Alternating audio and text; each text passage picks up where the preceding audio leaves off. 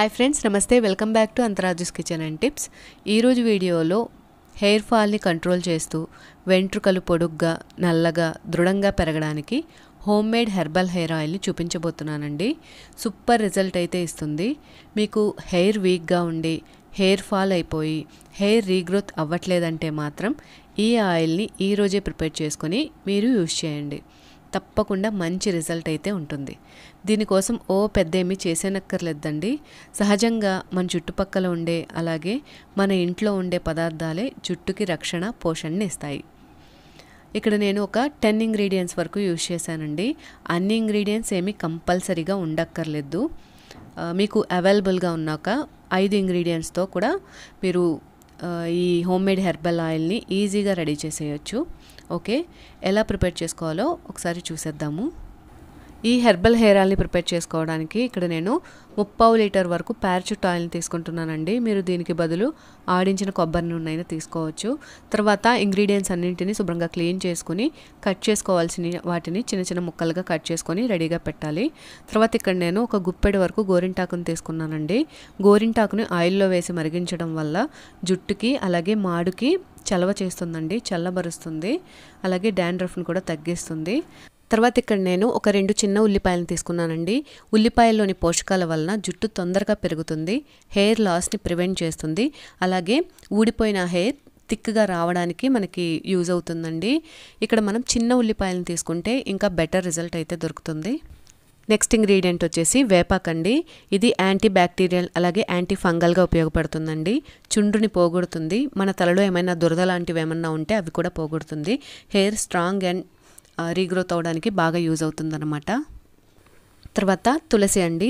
తులసిలో vitamin A, C, ఈ, కే ఉంటాయండి. ఇవన్నీ పవర్ఫుల్ యాంటీ ఆక్సిడెంట్స్గా పనిచేస్తాయి. ఆయుర్వేదంలో కూడా తులసిని విరివిరిగా ఉపయోగిస్తారు. తులసిలో ఎన్నో ఔషధ గుణాలు దాగి ఉన్నాయండి. జుట్టు పెరగడంలోనూ అలాగే జుట్టు రాలడాన్ని తగ్గించడంలోనూ చాలా ముఖ్యమైన పాత్ర వహిస్తుంది. తర్వాత కరివేపాకు అండి. కరివేపాకు తెల్ల జుట్టుని తగ్గించి జుట్టును నల్లగా మారడానికి హెల్ప్ చేస్తుంది.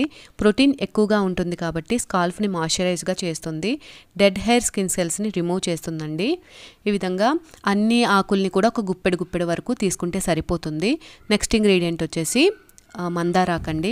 మందార ఆకులు, పువ్వుల్లో కూడా మంచి పోషకాలు పుష్కలంగా ఉండి ఇవి హెయిర్ని స్ట్రాంగ్గా ఉండేటట్లు చేస్తాయండి. చిన్న వయసులో వచ్చే తెల్ల జుట్టుని రాకుండా చేస్తాయి. అలాగే జుట్టు రాలడాన్ని తగ్గించి హెయిర్ స్ట్రాంగ్గా అవ్వడానికి మనకి ఈ పువ్వులు, ఆకులు రెండు కూడా ఎంతగానో ఉపయోగపడతాయి. ఒంటి రెక్క మందారం అయితే మంచి రిజల్ట్ అయితే ఉంటుందండి. మందార పువ్వులు, ఆకులు రెండూ కూడాను హెయిర్కి డీప్ నరిష్మెంట్ ఇచ్చి బ్లడ్ సర్క్యులేషన్ని ఇంప్రూవ్ చేస్తాయండి. అలాగే జుట్టు మొదళ్ళ నుంచి చివర్ల వరకు దృఢంగా పెరిగేలా చేస్తాయి. మనకి మందార పువ్వు చివర ఉండే గ్రీన్ కాడని తీసేసి ఒక 10 పువ్వుల వరకు తీసుకుంటే సరిపోతుంది. తర్వాత మెంతులు. ఒక టేబుల్ స్పూన్ వరకు మెంతుల్ని 6 to 7 hours వరకు నానబెట్టి తీసుకోవాలి. మెంతుల వలన చుండ్రు తగ్గుతుందండి. అలాగే హెయిర్ని మాయిశ్చరైజ్ చేసి హెయిర్ ఫాల్ని కూడా తగ్గిస్తుంది. సో నెక్స్ట్ ఇంగ్రీడియంట్ వచ్చేసి ఉసిరి అండి. ఒక 4 వరకు తీసుకున్నాను. మీరు ఇక్కడ పొడవునైనా తీసుకొని వేసుకోవచ్చు. ఉసిరి వలన మన జుట్టు చక్కగా పెరుగుతుందండి, చుండ్రుని తగ్గిస్తుంది, హెయిర్ని స్ట్రెంగ్ చేస్తుంది. తర్వాత వచ్చేసి కలబంద అండి. దీనిని నేను ఒక చిన్న లీఫ్ వరకు తీసుకొని ఈ విధంగా ముక్కల్లా కట్ చేసుకున్నాను. కలబంద మన హెయిర్కి ఒక మంచి కండిషనర్గా పనిచేస్తుందండి. జుట్టుని స్మూత్గా, షైనీగా అలాగే సిల్కీగా ఉండేలా చేస్తుంది. మన హెయిర్ స్ట్రాంగ్గా పెరగడానికి, మన హెయిర్లోని డెడ్ స్కిన్ సెల్స్ని ఏమన్నా ఉంటే వాటిని కూడా రిపేర్ చేస్తుందండి. సో ఈ విధంగా ఆయిల్ని ప్రిపేర్ చేసుకోవడానికి అన్ని ఇంగ్రీడియంట్స్ని రెడీ చేసి పెట్టండి. తర్వాత ఒక మిక్సీ జార్ని తీసుకొని అందులోకి మనం తీసుకున్న ఉల్లిపాయలని చిన్న చిన్న ముక్కలుగా కట్ చేసుకుని వేసుకోవాలి.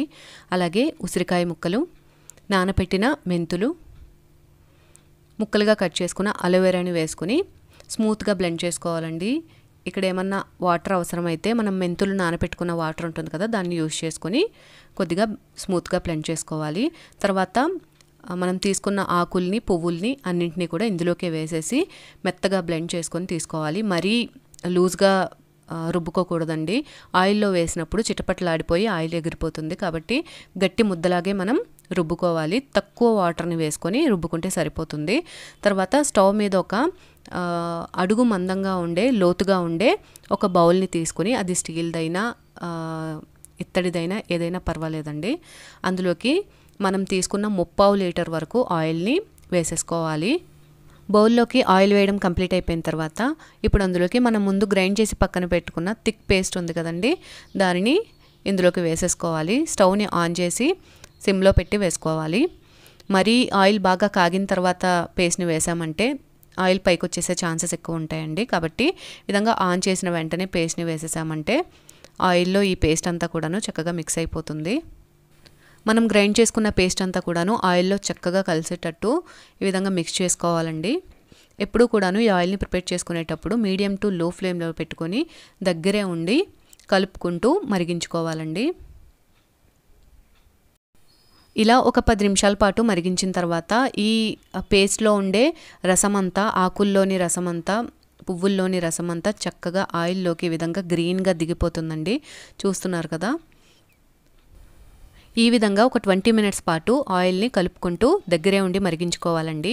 స్టార్టింగ్లో మనకి పేస్ట్ని వేసిన తర్వాత ఆ పేస్ట్ అంతా ఆయిల్లో చక్కగా ఉడుకుతూ నురగలా పైకి వస్తూ ఉంటుందండి. ఉండే కొద్దీ అంటే ఆయిల్ మరిగే కొద్దీ మనకి ఈ పేస్ట్ నుంచి ఆయిల్ వదిలేస్తూ ఉంటుంది గ్రీన్ కలర్లో. ఆ విధంగా మనకి చక్కగా ఈ పేస్ట్ అంతా వేగిపోయిన తర్వాత స్టవ్ని ఆఫ్ చేసేసి ఓవర్ నైట్ మనం ఆయిల్ని అలాగే వదిలేసేయాలండి. మరుసటి రోజు ఇప్పుడు వడకట్టుకొని ఆయిల్ని సపరేట్ చేసుకోవాలి. ఇప్పుడు ఈ బౌల్లోని ఆయిల్ని ఈ పెద్ద గ్లాస్లోకి నేను వడకట్టుకుంటున్నానండి. వడగట్టడం కోసం ఒక తెల్లటి పల్చటి క్లాత్ని తీసుకుంటున్నాను. ఈ గ్లాస్ మీద వేసి ఈ ఆయిల్ని కొద్ది కొద్దిగా ఈ క్లాత్ మీద వేసి చక్కగా పిండి ఆయిల్ మొత్తాన్ని ఈ గ్లాస్లోకి వచ్చేలాగా తీసుకుంటున్నాను అన్నమాట. మరిగించే ముందు నేను ఇక్కడ 3/4 లీటర్ వరకు ఆయిల్ని తీసుకున్నాను కదండి. మరిగించిన తర్వాత ఒక 1/2 లీటర్ వరకు నాకు ఆయిల్ వచ్చింది. ఇది నాకు 1 or 2 మంత్స్లో అయిపోతుంది కాబట్టి ఇన్స్టెంట్గా నేను పారాచూట్ బాటిల్లోనే వేసేసి చక్కగా ఆ ట్యూబ్ నుంచే నేను ఆయిల్ని యూజ్ చేసేస్తున్నానండి. మీరు ఇంకా ఎక్కువగా ప్రిపేర్ చేసుకున్నట్లయితే గాజు బాటిల్లో వేసుకుని ఎక్కువ రోజులు నిల్వ ఉంచుకొని వాడచ్చు. అంటే ఒక 6 మంత్స్ వరకు అన్నమాట. ఎవరికైతే హెయిర్ వీక్గా ఉండి హెయిర్ ఫాల్ అయిపోయి హెయిర్ రీగ్రోత్ అవ్వట్లేదో వాళ్ళు ఈ ఆయిల్ని ప్రిపేర్ చేసుకుని తప్పకుండా వాడండి. చాలా మంచి రిజల్ట్ ఇస్తుంది. ఈ ఆయిల్ని కుదుళ్ళ నుంచి చివర్ల దాకా చక్కగా అప్లై చేసి ఒక 10 నిమిషాల పాటు మసాజ్ చేసుకోవాలి. ఇదే విధంగా వీక్లీ 3 టైమ్స్ అన్నా చేస్తే మంచి రిజల్ట్ ఉంటుంది. నైట్ టైం అప్లై చేసి మార్నింగ్ తలస్నానం చేసుకోవచ్చు, లేదా కనీసం ఒక 2 to 3 అవర్స్ అన్నా ఉంచుకొని తలస్నానం చేసేస్తే సరిపోతుంది. ఓకేనండి. మీకు ఈ వీడియో కనుక నచ్చినట్లయితే ప్లీజ్ లైక్ చేయండి. ఎవరికైనా ఉపయోగపడుతుంది అనుకుంటే షేర్ చేయండి. మన ఛానల్ని ఎవరైనా కొత్తగా చూస్తున్నట్లయితే సబ్స్క్రైబ్ చేయండి. మరొక మంచి వీడియోతో నేను మిమ్మల్ని మళ్ళీ కలుసుకుంటాను. Thanks for watching.